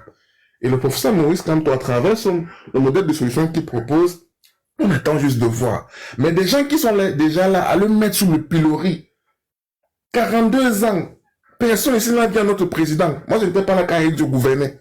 Je ne connais que Bia. Comment vous pouvez déjà préjuger des capacités, des compétences de quelqu'un qui n'a jamais dirigé le pays? Vous allez dire qu'il a été ministre délégué à la justice. Ministre délégué là. Allez aussi voir Jean de Dieu Momono. Il vous dit ce que ça fait. Allez voir monsieur Jean de Dieu Momono. Il vous dit si il a la main mise sur l'appareil judiciaire, sur l'appareil juridictionnel de notre pays. Il est seulement là à faire de la propagande de mauvaise foi, à dire que tous les routes Yaoundé se portent bien, il n'y a pas de poubelle à Yaoundé. Et voilà maintenant le père de la police qui vient contredire. Donc tout ça, mes amis, au final, pour conclure, c'est dire en fait que il y a des choses qui s'annoncent un peu calamiteuses, de manière calamiteuse au niveau du régime en place. Mais nous, restons concentrés. Ne polluons pas nos débats avec des sujets qui sont complexes du point de vue communicationnel. Le message a passé. On sait tous que quand on parle des crises anglophones, c'est très émotif, c'est juridiquement pénible à vivre, politiquement, socialement aussi. Mais on sait tous que il y a des solutions qui sont envisageables et qui figurent dans le programme politique de M. Moïse Kamto. Et c'est de ça qu'il est question. Ce n'est pas de dire qu'on va refaire l'histoire, qui a fait ça, qui n'a pas fait ça. Et j'ai toujours envie de dire ici que, en fait, les anglophones, à la base, ont été trahis par les anglophones, puisqu'il y avait des gens pour les représenter. Il y avait des anglophones pour les représenter. Même s'ils ont été dupés, ces gens-là, à un moment donné, ont retourné leur veste. Et depuis l'évolution du Cameroun, il y a toujours des anglophones, les John Gout et les Mafani, qui est le président de la commission du bilinguisme. Le voilà qui est mieux. Quand ça arrange certaines personnes, tout le monde s'était. C'est pour ça que je dis, c'est une question de mentalité humaine. C'est une question de mentalité humaine.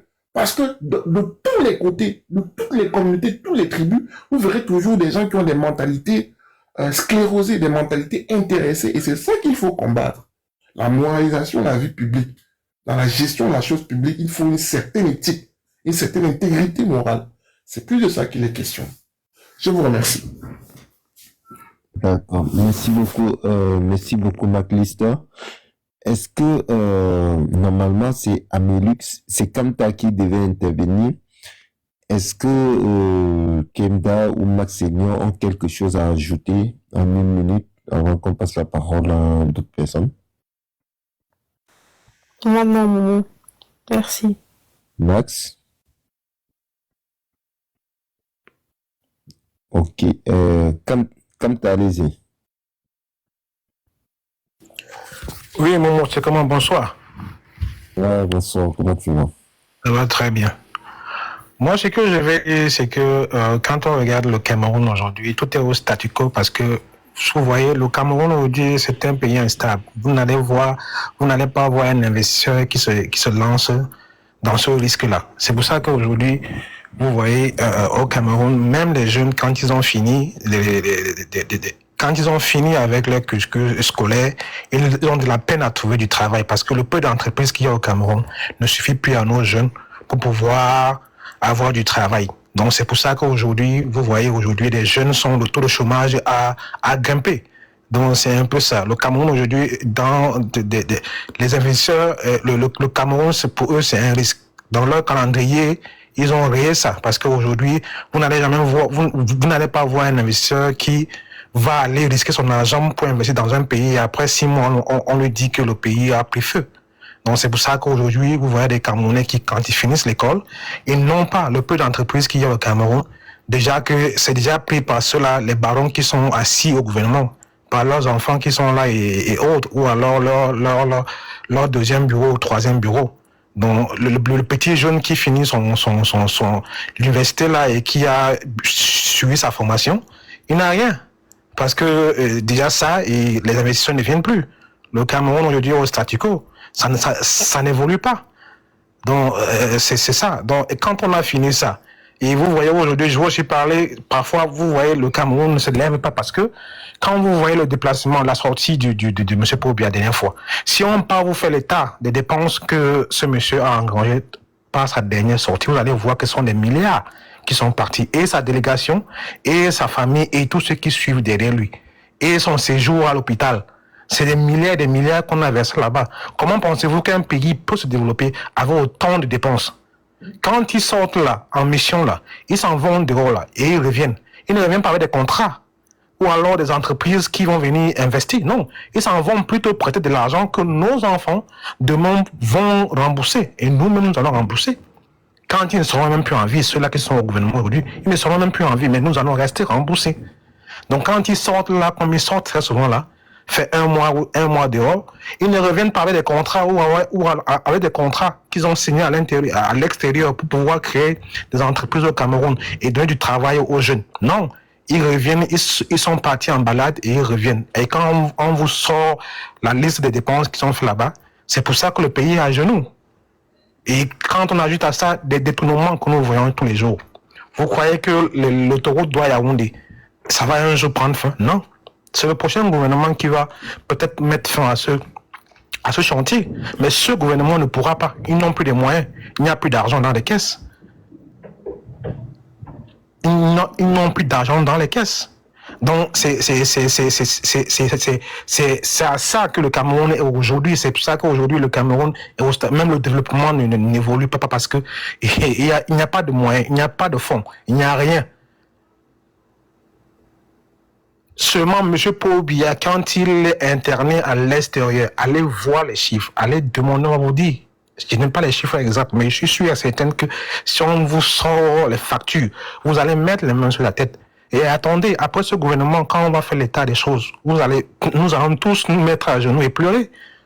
Nous allons nous dire que, mais on aurait dû se lever depuis et leur chasser. Mais bon, il sera trop tard. Nous allons tous payer. C'est pour ça qu'on demande à nos jeunes de se lever, de dire quelque chose, de parler, de ne pas toujours rester à avoir peur. Et comme ils le disent très souvent, je veux voir mes enfants grandir. Tu vas voir ton enfant grandir et venir te trouver dans la même condition et vivre les mêmes misères que tu vis. Mais non. Ben non. C'est quand même grave. C'est quand même c'est très grave de voir un pays sombrer comme ça là, et que tout le monde nous regarde. Nous tous nous regardons là. Même ceux qui sont là, ils regardent. Mais c'est pas pour après venir dire qu'on ne savait pas. Non, nous savons que ça ne va pas. Ce gouvernement est buté. Ils sont butés, mais ils ne peuvent pas le dire. Même toutes ces vidéos qui sortent de longueur et tout cela, ce sont des clans qui sont en train de se bagarrer à l'intérieur, on le sait. La vidéo de longueur n'a pas fuité par erreur. C'est un schéma bien monté pour nous. C'est un schéma bien monté. Ce sont des clans qui sont en train de se donner des coups ce sont des clans qui se battent. Et des vidéos sortent comme ça là. Attendez voir beaucoup d'autres vidéos qui vont sortir. Parce que, comme on dit, la nuit des longs couteaux, la nuit des grandes bagarres ou alors des longs couteaux là, ça a commencé depuis bien longtemps. Alors, quand tu finis ça, tu pars dans le domaine de la santé. C'est lamentable au Cameroun. C'est lamentable. D'ailleurs, le professeur Baebek criait quelque part sur une chaîne de télévision que les médecins qui sont au Cameroun aujourd'hui là, il a très peur pour des jeunes Camerounais qui vont aller se faire consulter par ce médecin. Parce qu'aucun d'eux ne s'assoit ou ne prend des cours. Aucun d'eux sont des médecins qui ne sont pas formés. Alors, même s'ils étaient formés, quel est le plateau technique que nous avons au Cameroun? Nous n'avons pas. Dernièrement, nous avons vu des vidéos d'une clinique, je ne sais pas si c'était dans le nord, où une couveuse, c'était des morceaux de fer dont la rouille avait déjà tout bouffé. Aujourd'hui au Cameroun.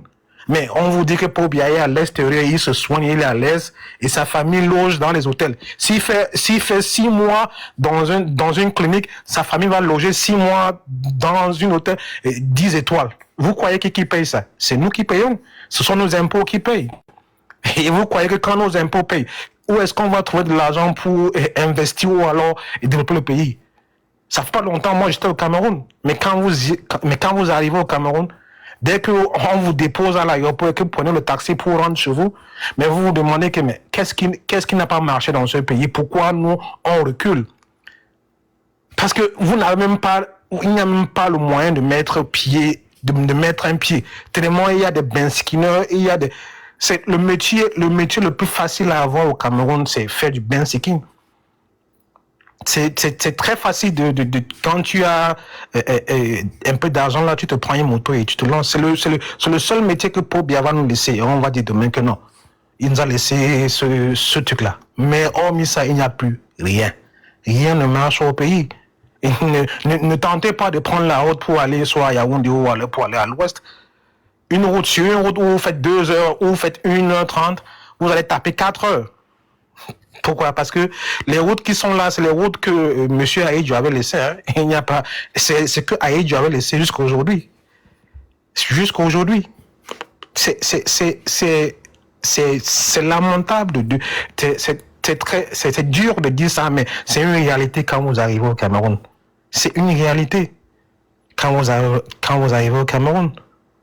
Donc pour moi je me dis pour nous qui sommes encore en train, pour nous qui nous battons, vraiment continuons le combat et essayons aussi de parler à ceux-là qui sont plus jeunes, d'entrer dans le combat et de leur montrer le bienfait de ce combat que nous menons. C'est pas pour nous. Bon, moi, je pense pas. Moi, le seul président que j'ai vu, c'est Paul Biya. Peut-être que je n'aurai pas la chance de voir un autre, mais c'est pas que je suis trop vieux, mais à l'heure où nous partons là où il est rentré là, il peut même mourir au Cameroun là. On ne nous dit pas. On nous dit même après 2 ans. C'est quand il sort même qu'on est au courant qu'il vit. Quand il est au Cameroun, personne ne le voit. Il peut même être déjà mort là quelque part. On va garder le corps jusqu'à ce que un jour on le dit comme ça, alors qu'il est mort il y a cela plusieurs années. Ça c'est vrai. Juste pour maintenir ce pouvoir-là en place. C'est juste pour maintenir il n'y a pas de choses. Donc on ne peut que dénoncer et attendre 2025 et que chaque Camerounais, parce que il y a un intervenant qui l'a dit là, vraiment, c'est pas une histoire de communauté ou alors c'est pas une histoire de le tribalisme. Chaque tribu au Cameroun vit la même chose. Donc pour ceux qui viennent encore avec ce discours-là nous distraire, c'est ceux-là qui trouvent leur compte dans ce que nous vivons au Cameroun aujourd'hui. Parce qu'il n'y a pas une tribu qui est à l'abri. Toutes les tribus vivent le calvaire au Cameroun. Et comme quelqu'un a dit, ceux qui sont au pouvoir là, c'est la somme de toutes les communautés là qui gèrent ce pays. Et quand ils mettent le tribalisme en avant, posez-vous la question de savoir, quand ils mangent là, c'est une seule communauté qui mange, vous allez voir à la tête de l'État là, dans chaque communauté, il y a au moins 2 ou 3 personnes et ils mangent tous ensemble. Mais quand ils ont fini de manger, ils descendent en bas, nous verser le tribalisme pour nous distraire. Et tout le monde tombe là-dedans. Et c'est pas bon. Moi, je ne vais pas trop parler, je vais m'arrêter là. Merci beaucoup. D'accord, merci beaucoup, Kamta. On va passer maintenant aux conclusions. Et dans les conclusions, on aimerait que des personnes, des gens puissent donner des solutions. Moi, je vais poser une question, je vais être terre à terre. Imaginons qu'on a organisé les élections en 2025, Moïse Kamto a gagné, le Conseil constitutionnel et Paul Biya décide qu'ils ne partent pas du pouvoir et que ce sont eux qui ont gagné. Qu'est-ce qui aura lieu de faire? Kamta, 2 minutes. Mais maman, il n'y a qu'une chose, hein, parce que la dernière fois, nous avons mis le même scénario, nous sommes allés au Conseil constitutionnel, ça n'a rien donné. Moi, je pense qu'il ne faut plus se leurrer, il faut se le dire. Ce n'est que par la force que ce gouvernement va dégager. Si nous croyons que par la voie des institutions, ils vont quitter le pouvoir, moi, je pense que non. Il n'y a qu'à aller voter, aller massivement voter et que la victoire soit une victoire éclatante au point où ils ne peuvent pas nous la voler. Au cas où ils nous volent les élections, n'allons plus nous perdre le temps au Conseil constitutionnel. Ça ne donnera rien. C'est juste un soulèvement. Ça, il faut le dire. Ne nous cachons plus. C'est un soulèvement qui pourra chasser ces gens-là. Parce que vous le voyez, ils font tout pour se maintenir. Ça, voilà ma part d'idées que je donne ou alors de solutions. D'accord, merci beaucoup, Kamta. On a reçu vos idées. Et sur ce, on va quand même il s'est fait un peu tard. Merci beaucoup. Et puis maintenant, Takam, quelle est la stratégie à mettre sur pied pour sécuriser les votes en 2025 pour ne pas tomber dans le piège où le Conseil constitutionnel va dire irrecevable et le Conseil constitutionnel va promulguer ou bien le Conseil constitutionnel va dire aux Camerounais que c'est Paul Biya qui a gagné les élections et ça va rester ainsi. Qu'est-ce qu'on doit faire? Comment on doit se préparer?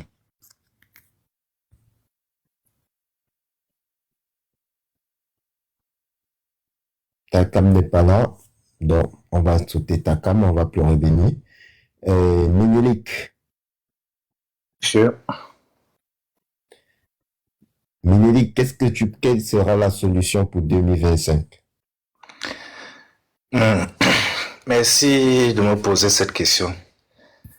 À la base, moi, je suis quelqu'un vraiment de très pondéré qui n'aime pas la violence. Je suis le dernier né d'une famille et même mon papa m'avait toujours dit que franchement, il est très fier de moi parce que je prône toujours le dialogue. Je ne me rappelle pas la dernière fois que je me suis battu avec un être humain. Peut-être c'était dans mon enfance, mais je ne me rappelle vraiment pas. Et si je vous dis, si j'ai eu à me battre sur cette terre, c'est-à-dire bagarrer comme on dit au quartier, c'est parce qu'on m'avait cherché les problèmes et que je voulais me défendre. Quand je dis ceci, c'est pour dire quoi? Je vous assure, personnellement, si le peuple a voté le professeur Maurice Kamto et que ce RDPC, ce régime de, vous allez m'excuser le terme, de brigands, ce cartel qui gouverne mon pays, décide de voler encore les élections et de nous plonger dans la misère, je vous assure, c'est avec la main sur le cœur que je vais me radicaliser. Je suis prêt à abandonner ma vie de famille, abandonner mon emploi pour rentrer au Cameroun et libérer ce pays. Non, il faut que ça s'arrête. Il faut que ça s'arrête. On va faire comme le professeur Maurice Kamto a dit, le changement dans les urnes et dans le calme. Mais je vous assure personnellement, moi, je suis prêt à mourir pour que les choses changent au Cameroun. C'est quoi? Qu'est-ce qu'il y a? On va laisser que le Cameroun, c'est vrai, nos parents ont fauté, mais nous, cette génération, il ne faut pas qu'on laisse ces gens-ci-là nous plonger encore ça et voler le destin de nos petits-enfants. Je suis ici là, j'ai peur d'envoyer les enfants en vacances au pays parce que je connais, on peut me kidnapper l'enfant, à cause de la route, quelqu'un peut faire l'accident. Je m'imagine un tas de mauvais trucs. Et quand je pense à tout ce qui se passe dans le nord de ce sud, je vous assure mes frères, je coule les larmes. Je pleure énormément. Mon cœur saigne. Quand je pense que je ne pleure pas seulement les civils qui meurent. Je pleure aussi nos frères militaires. Dès qu'ils sortent, on fait la tenue, directement on l'envoie au front. Embuscade, il est mort. Ça me fait mal. Et pendant ce temps, les gens mangent, les gens détournent les milliards. Les filles se prostituent. Il n'y a pas d'eau. Donc, c'est-à-dire, satisfaire les besoins physiologiques d'un peuple, ces gens ne sont pas capables. On va aller où avec ce genre de régime? C'est-à-dire, si vous n'êtes pas capable d'offrir l'eau, la nourriture et la santé aux gens, qu'est-ce que vous voulez? Donc, pour 2025, 2024, pardon, 2025, autant pour moi, franchement, c'est vrai, je suis ici, j'ai un boulot, j'ai une vie, mais je suis prêt à renoncer à tout et aller mourir au Cameroun. Mieux, je meurs et je ne sais pas comment ça va se passer que de rester vivre et de voir mon pays sombrer dans les flammes de l'enfer. Parce que le Cameroun, c'est l'enfer actuellement. C'est l'enfer. Les gens souffrent. Tu envoies 20 € à quelqu'un au Cameroun, il t'envoie un long message pour te remercier. C'est quoi ça? C'est quoi ça? 20 €? Les gens ont faim au Cameroun. Il faut qu'on se le dise. Pourtant, le Camerounais n'est pas paresseux. Mais ce gouvernement nous a réduits à la mendicité. Pas de travail, rien. Moi, je vais vous dire, mes frères francophones, Oui, je m'adresse à vous parce que les anglophones, ils ont déjà pris le rythme. C'est pas que j'appelle, je fais l'appel à l'insurrection, mais on va d'abord regarder les élections. Ça ne donne pas, hein? Je vous assure, je suis le professeur Maurice Kamto. Merci. Ménélique, c'est bon, merci beaucoup, Ménélique. Allez, bonne soirée à vous et merci de m'avoir invité. D'accord, revenez quand vous pouvez. Et maintenant, Max Senior, je vais quand même passer la parole à Max Senior. Je vais lui permettre de réagir suite à Kemda est partie où c'est elle qui devait conclure. Bon, Max Senior va donc conclure comme Kemda n'est pas là. Il y a un internaute qui dit... Momo, donne-moi 2 minutes, je reviens, 2 minutes. D'accord. Il y a quand même un internaute qui disait que Eric Essoussé et les CAM sont en train de réduire le nombre d'électeurs. Voilà. Ils sont en train de diminuer le nombre d'électeurs en disant que les empreintes sont montées. Bon. Eric Essoussé, on l'a supprimé à Vatangandji d'abord, à la base. Aujourd'hui, il réduit le nombre d'électeurs, réduit drastiquement les votants de la diaspora en leur imposant des choses qui n'ont rien à voir avec la République du Cameroun. Max, est-ce que, en réalité, il ne faut pas accentuer une communication sur Elecam et les attaquer sur le champ de la communication et d'être derrière eux tous les jours? Bon, je pense que Max, il a demandé 2 minutes. Je sais pas si je vais rester encore plus longtemps que ça. Oui, je vais faire monter la dame. Bon, je suis un peu occupé là, donc tu peux passer la parole à une autre personne, s'il te plaît. Je suis un peu... D'accord, je vais passer la parole à la dernière personne et je vais couper. Donc, Max, merci pour la participation. Merci à toi aussi. Dernière personne.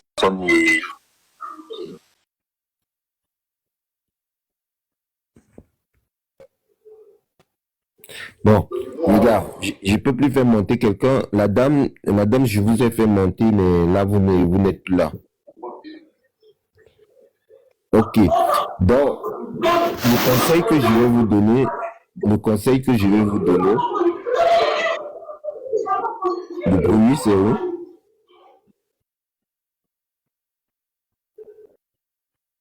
Alors, le conseil que moi je vais vous donner aujourd'hui, quand vous avez bien écouté le live, la plupart des Sardinats, s'ils ne viennent pas vous dire que Paul Biya est un panafricain, Paul Biya avait envoyé l'avion à Thomas Sankara, Paul Biya était dans la chambre avec Kadhafi pour se masturber, pour créer le Fonds monétaire africain.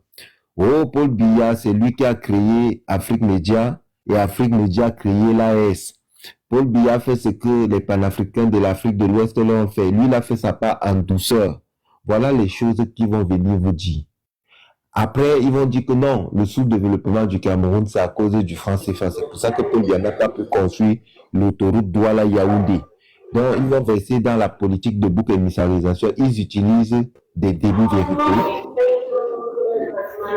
Il y a quelqu'un qui a son micro ouvert. Donc, ils utilisent les demi-vérités. D'abord, première étape, c'est essayer de diluer le bilan de Paul Biya, d'absoudre sa responsabilité. Ne les laissez pas absoudre la responsabilité de Paul Biya. Rendez Paul Biya responsable. Rendez Paul Biya responsable de ce dont il est responsable. Quand on est chef de l'État, on est appelé...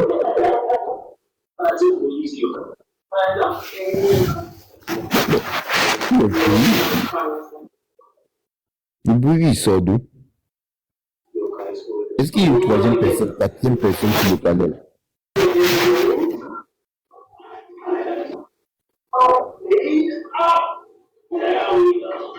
Ah, c'est vrai.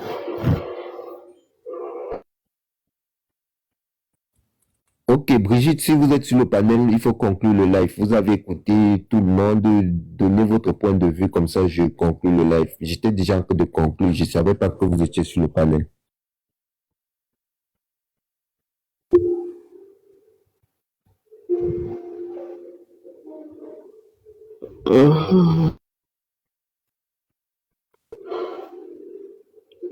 On va couper ta tête là maintenant.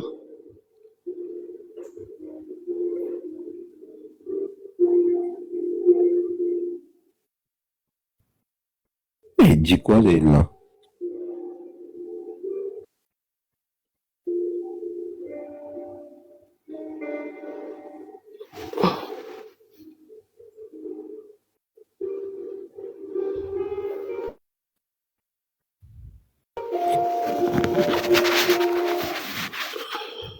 Ok, je vais vous faire descendre, madame.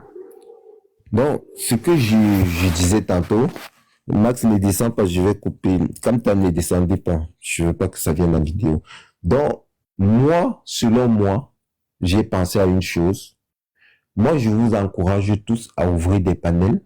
Même si vous dites des bêtises, parlez des Camto. Vous savez, le RDPC et les Aide-moi à détester ont rendu Camto plus célèbre qu'avant. Les RDPCistes sont tellement feignants qu'ils agissent même sans s'en rendre compte que ils permettent à Camto de s'étendre, ils permettent à ce que le nom Camto traverse les frontières. Vous savez, Misanga Nyamdi avait dit quelque chose au RDPC. Il avait dit, n'arrêtez pas Camto, ne le mettez pas en prison. Camto était moins célèbre avant qu'il ne parte en prison. Le fait d'avoir amené Camto en prison a rendu Camto comme un martyr. Ça fait des Camto, les Mounier, les Wandjié, comment on les appelle, les Thomas Sankara, celui de l'Afrique du Sud, Nelson Mandela. C'est l'image que c'est Paul Biya qui a fabriqué dans cette image. Il a donné cette image à Maurice Kamto. Le fait d'avoir torturé les Longuet, d'avoir torturé les partisans de Kamto, à l'arrestation de Olivier Bibou Nissak, ça a rendu Kamto plus fort. Et maintenant, les Sardinats nous accompagnent dans la lutte.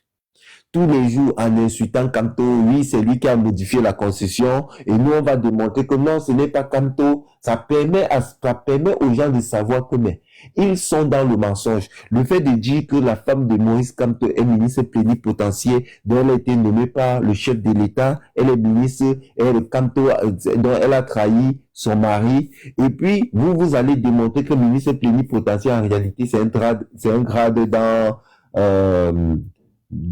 c'est un grade dans la diplomatie et autres. Ça permet de vulgariser la personne de Maurice Kamto.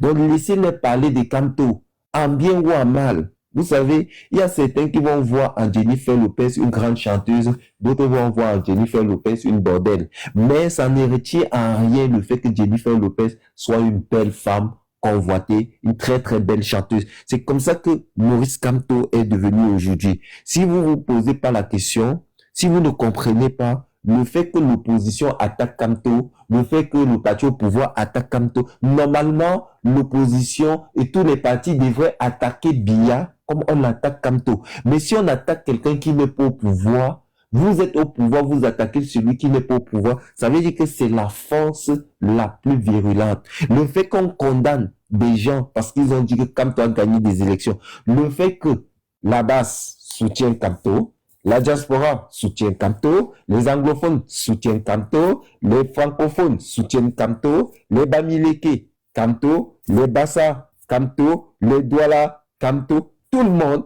parle de Kamto et c'est Kamto qui est devenu la star politique. Il y a certains qui voient en Kamto quelqu'un qui va mener la guerre, il y a d'autres qui voient en Kamto un sauveur. Et le fait d'avoir bipolarisé la scène politique, parce que tout à l'heure, lorsque Nathalie Bonga est venue, elle a posé la question, mais pourquoi vous parlez toujours de Kamto? C'est une stratégie de communication qui essaie de diluer votre discours, de vous éloigner du bon discours. Le bon discours aujourd'hui, c'est que non seulement Paul Biya a pris la peine de ne pas organiser les élections à 2 tours. Il sait, dans les 400 partis politiques que compte le Cameroun, au moins 362 partis travaillent pour Paul Biya. C'est-à-dire Paul Biya a plus d'unité dans l'opposition que l'opposition elle-même. Et l'opposition vraie, même pas que l'opposition vraie, l'opposition capable de renverser le RDPC, il n'y avait que 2. Il s'agissait du MSC et du PCN. Maintenant, via la communication du MSC, via les atrocités qu'ont subi le MSC s'est retrouvé sur le champ politique avec le RDPC comme étant deux partis qui se retrouveraient au second tour. Maintenant, le RDPC ayant compris cela, essaye maintenant de vous amener à parler des autres candidats dans le but de dealer et de voler des voix au MSC. Et vous devez accentuer votre communication en proposant le MSC comme alternative au changement au Camerounais. Vous ne pouvez pas vendre vos beignets. Vous allez d'abord, moi je vais vous dire une chose, moi j'ai fait souvent des affaires, j'ai fait souvent des affaires avec des Chinois à Aubervilliers. Un jour, je suis allé chez mon fournisseur chinois. J'arrive, je lui dis que bon, je vais peut-être un truc de 3000 euros. Il n'avait pas certaines marchandises à me livrer. Il n'avait pas certaines marchandises à me livrer. Tout à côté de lui, son voisin avait la même marchandise. Je lui dis, ok, est-ce que tu peux trouver ça ailleurs? Tu mets dans le stock que j'ai commandé chez toi. Chez lui, peut-être j'ai déjà pris 2500 balles. Il manque 500 euros de l'autre côté. Il peut seulement traverser. Il prend, il me donne. Il me dit que non, aucun magasin ne vend ça. C'est un Chinois. Il me dit qu'aucun magasin ne vend ça. Son problème, c'est quoi? Tu peux aller ailleurs, tu trouves que c'est moins cher. Tu peux aller ailleurs, tu trouves que oui, c'est comme ça, comme ça, comme ça. Donc aujourd'hui, nous sommes dans une stratégie d'attaque. Nous sommes dans une stratégie de vendre le produit. Maintenant, pour vendre le produit, il faut amener les gens à adhérer à l'idéologie du MSC.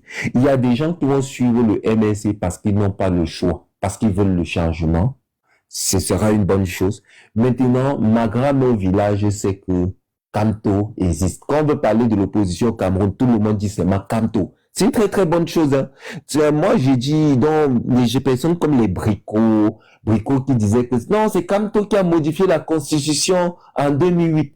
Il n'a pas compris, Bricot. Il n'a pas compris que tout le temps qu'il a passé à parler de Kamto qui a modifié la Constitution, il aurait gagné en présentant le projet de société du président Biya et a séduit les électeurs à aller vers Paul Biya. Mais il a passé son temps à mentir sur Kamto et à se faire déconstruire sur des panels au point où il s'est fait passer pour un menteur aux yeux de ceux qui le suivaient et ceux qui le suivaient se sont convertis de plus en plus.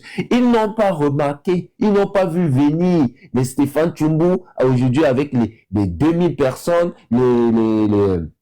les Kenda, les Cameroun debout qui viennent d'arriver, qui ont des panels de 200, 300 personnes. Ils n'ont pas vu venir, qui sont en train de disparaître sur la toile et que la communication du MSC a marché. Le MSC, c'est comme le hamburger. Forcément, le hamburger, c'est pas toujours le meilleur hamburger, mais la communication, la vente, le produit, c'est tellement, ils s'attaquent au produit que finalement, tout le monde commence à comprendre. Tellement ils torturent des gens. Vous voyez tous les panels, même les étrangers, même les panels étrangers, ils ont compris. Au départ, leur stratégie, c'était de dire aux Camerounais que n'allez pas, le linge sale se lave en famille, n'allez pas sur les panels étrangers, parce que eux, ils passaient leur temps sur les panels étrangers en disant que, oui, vous voyez par exemple, Assimi Goïta, c'est un panafricain, oui, parce que Paul Biya aussi est un panafricain. Ils cherchaient l'amour des autres. Et entre-temps, ils tapait Kamto, il présentait Kamto comme un France-Africain pour que Kamto soit détesté par tous les Africains. Mais il a fallu ce travail, il a fallu, je pense là pour saluer Max Aignan, saluer Stéphane Tchumbu, pour ce travail qui a été fait, Wilfried Dekanga, Maître Roland Diou, Kenda et tous les autres, toutes ces Amazones qui ont battu un travail exceptionnel. Même Suarez et tous ceux qui ont battu ce travail. Nous avons pris le contrôle. Maintenant, c'est nous qui contrôlons. Maintenant, nous avons la main. Nous dirigeons. Ils n'ont plus parole. Vous voyez, maintenant, ce sont eux qui nous pourchassent. Je me rappelle quand Fétiche des Guerres disait à Stéphane que tu viens voler la petite visibilité de la vérité libère. Aujourd'hui, à qui de voler la visibilité? Parce que nous avons pris le contrôle petit à petit et nous avons l'ascendant.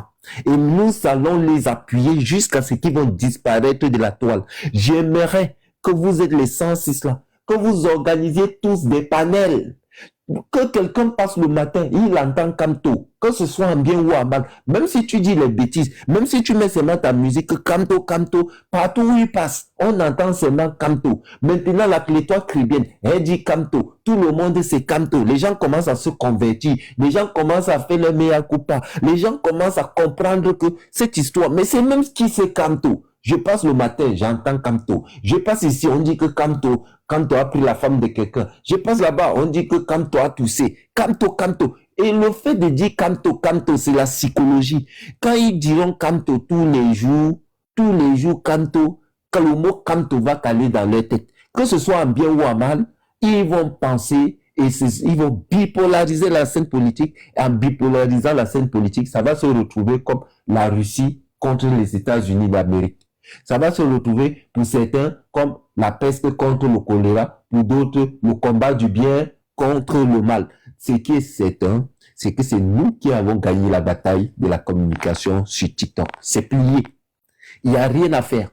Ils n'ont pas de qualité. Tout ce qu'ils peuvent faire, même le tribalisme, ça ne marche plus avec eux. Même le tribalisme, ça ne donne plus. Parce que nous, on rigole. On les a frappés où il fallait. Aujourd'hui, on continue. Et moi, j'encourage tous les gars. Moi, je vous encourage à ouvrir de plus en plus des panels. Des panels parce que ta banquerie, si tu ouvres un panel, c'est qui est sûr, tu auras 5, 10 personnes. Après, tu auras 20 personnes. Après, tu auras 50 personnes. Et les 50 personnes ne seront pas les mêmes personnes comme Momo. Et c'est pour ça, moi, je prends toujours là. Vous voyez, par exemple, Marc Senior. Quand Marc Senior, quand il a un peu de temps, il vient monter là sur le panel. C'est juste pour attirer ses abonnés quand il n'a pas le temps de faire le live, pour que ses abonnés viennent s'abonner à moi et vous écoutent. Et moi aussi, j'envoie ces abonnés vers vous pour que vous leur passez le message. Et quand vous leur passez le message, de plus en plus, ils adhèrent au message. Donc la stratégie de communication aujourd'hui, c'est d'envahir le cerveau de tous les Camerounais. Quand ils vous disent que pourquoi vous voulez nous imposer Kamto, n'écoutez pas imposer Kamto. N'écoutez pas leur discours, parce que la stratégie, c'est de faire fuiter dans le subconscient des Camerounais le mot Kamto. Or, le mot Kamto doit être installé dans les cerveaux des Camerounais comme un logiciel. Ceux qui ne l'aiment pas doivent dire son nom. Ceux qui l'aiment doivent prononcer son nom. Que vous l'aimez, que vous ne l'aimez pas, il va falloir quand même que le nom là existe. C'est la star politique. C'est le MNC. Ce sont eux qui donnent la météo politique. Ce sont eux qui disent comment ça marche. Ils doivent comprendre que vous avez décidé de suivre le MNC, de financer le MNC et de donner vos vies pour le MNC. Le MNC ne vous achète pas les boîtes de sardines. Nous, le MNC ne nous paye pas. C'est nous qui payons pour être dans le MNC. C'est nous qui voulons être dans le MNC. Kamto ne nous connaît même pas. Kamto même, il ne veut même pas ça. Parce que Kamto, il a fait ce que nous aimons et ce que nous adorons. Nous sommes prêts à suivre Kamto. Nous sommes prêts à suivre Kamto jusqu'au bout. Tant qu'il travaille, tant qu'il se va rester dans la même idéologie avec le peuple et le peuple souffre. Et nous allons accompagner Maurice Kamto. Et je pense que c'est la stratégie, la plus bonne stratégie. La meilleure stratégie, c'est de communiquer. Vous avez vu, par exemple, Stéphane, Gignac, tout le monde, nous sommes de plus en plus, même si parfois nous sommes divisés, c'est même pas un problème. C'est pas un problème. L'essentiel, c'est que nous envahissons toute la toile.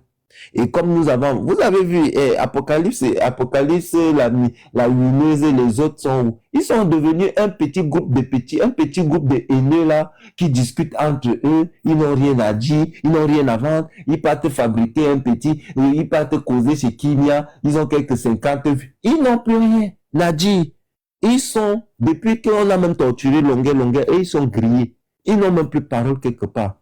Donc maintenant, on va les achever. Les gars, moi je vous conseille, multiplier les panels. Nous ne sommes pas dans une guerre de visibilité. La seule guerre de visibilité que nous avons, c'est de vulgariser le nom Kamto. Et n'hésitez pas, personne ne doit décider de ce que vous allez dire, ce que vous allez faire. Si vous voyez un panel d'Ivoiriens, d'Américains et autres, qu'on parle du Cameroun là-bas, allez donner votre point de vue. C'est important. C'est important. Et les panels des tribalistes là, évitez-les, tout simplement, isolez-les, et c'est terminé. Ils n'ont plus d'influence, ils n'ont plus rien à dire. Bon les gars,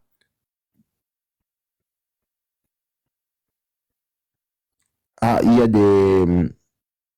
Ok, Africaine Camet, tu me montres, moi j'ai compté Twitter, tu me dis, et à part si peut-être un compte Twitter que tu peux me passer, comme ça, je viendrai voir, je viendrai voir ce qui se passe là-bas sur Twitter. Mais bon, combien de Camerounais ont Twitter? Et là, ils sont morts. Combien de Camerounais utilisent Twitter? Il n'y a pas assez de Camerounais. Donc, c'est terminé pour ces gars. Maintenant, le combat de la communication, c'est pas plié. On va accentuer la communication et tout. Et vous voyez que tout joue en notre faveur. Il s'apprêtait à faire une fête géante pour le retour du président de la République. La vidéo de longueur est sortie sur place.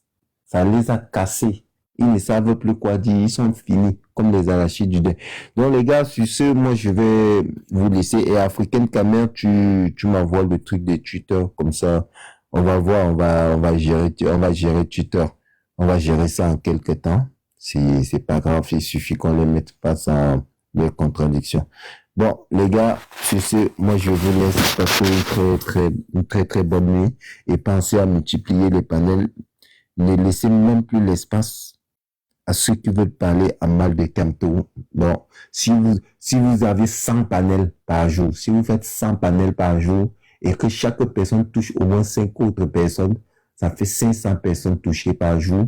Donc, si vous le faites en 10 jours, 500 personnes par jour, ça fait 5000 personnes. Si vous le faites en 3 mois seulement, vous allez voir le nombre de personnes que vous allez impacter. C'est très important. Ça ne sert à rien que Momo ait 100 personnes, 200, 300, 400 personnes et que vous soyez les mêmes. Normalement, vous devez impacter des nouvelles personnes. C'est pour dire que le médecin, il n'a pas besoin de personnes bien portantes. Je sais qu'Africaine Camer ne votera que pour le MSC. Je sais que Aigle va voter pour le MSC. J'ai plus besoin de vous, peut-être de votre soutien. Camto a besoin non pas plus de votre vote. C'est vrai que votre vote est acquis, mais il a besoin que vous l'accompagniez à séduire d'autres personnes pour que cela nous rejoigne et que nous, ensemble, nous le portons au pouvoir pour le destin que nous avons voulu pour notre pays. Et nous sommes les seuls à pouvoir défendre nos votes parce que c'est notre droit le plus absolu. Si Maurice Kamto gagne les élections, c'est un alibi. Même pas un alibi, c'est un devoir de défendre une victoire. Sur ce, les gars, la famille, je vous laisse vous passer une très bonne nuit. Et très bonne nuit, Monseigneur Kanta et tous ceux qui nous ont suivis, Kenda et tous les autres. Au revoir.